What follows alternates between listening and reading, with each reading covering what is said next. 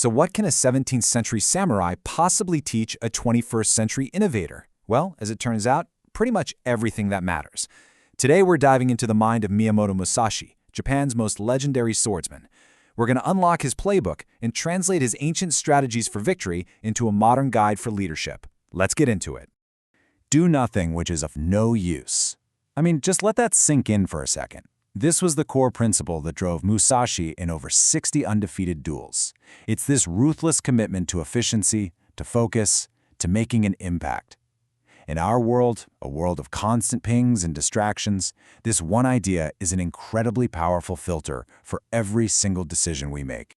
You know, most people hear Musashi and they just think of the unbeatable swordsman, but that's not even half the story. The guy was also a celebrated painter, a skilled calligrapher, and a really profound philosopher. He was a true Renaissance man who got that the principles of mastering one thing could be applied to, well, everything else. He wrote this book, his masterpiece, not just for other swordsmen, but for anyone who leads. It's a masterclass on strategy that goes way beyond the battlefield. And today, we're going to break down its 5 core scrolls to arm you with a totally new way of thinking about your challenges, whether you're in a boardroom or a startup garage. Okay, so first up is the first scroll, the ground book. Musashi taught that before any strategy can even hope to succeed, it has to be built on an unshakable foundation. Because without that, even the most brilliant plan is just built on sand. Musashi really hammered this point home. True mastery always starts with the basics. This means you've got to embrace what's called a beginner's mind. No matter how much of an expert you think you are, it's all about a relentless dedication to understanding the fundamentals of your industry, your team, and yeah, yourself. Musashi lays out 4 pillars for this foundation. It all starts with constant, hands-on training. It also demands that you, as a leader, learn from different fields to see connections that other people miss. It's this mix of deep knowledge and a wide perspective that builds that sharp, intuitive judgment you need to cut through all the noise. And this brings us to a really critical question for any modern leader. I mean, in a world that moves this fast, your foundational knowledge can become obsolete in a heartbeat.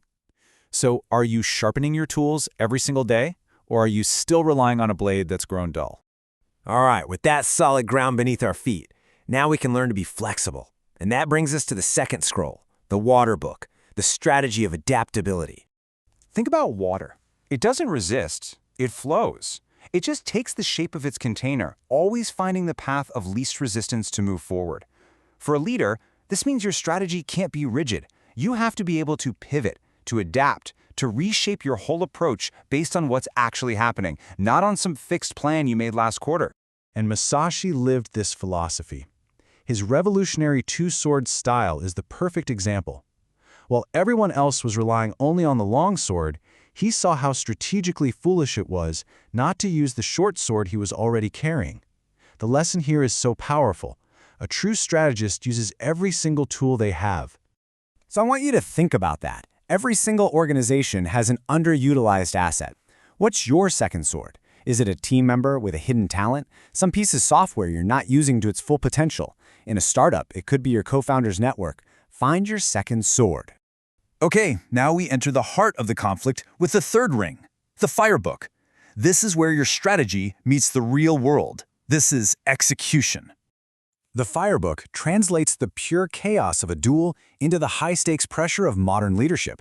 It's about acting with total decisiveness when the clock is ticking and everything is on the line. And it's not just about being fast, it's about mastering the rhythm and the timing of your actions.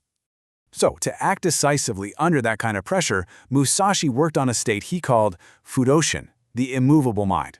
Now, this isn't about suppressing emotion. It's about observing it without getting attached.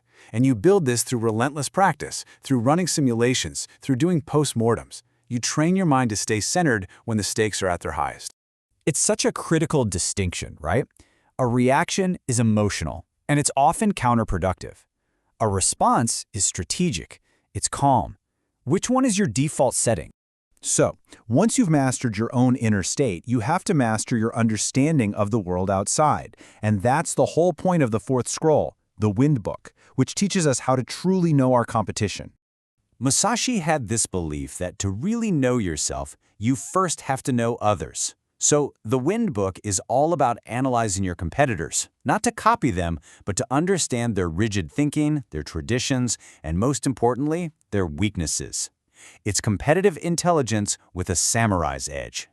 What Musashi saw in other schools was an obsession with style over substance. These flashy moves that looked cool but had zero practical use. His approach was just brutally pragmatic. He only asked 2 questions.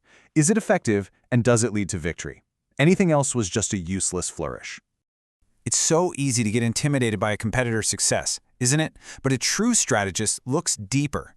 They find the dogmatic thinking, the inefficiencies, and the blind spots that create an opening for their own victory.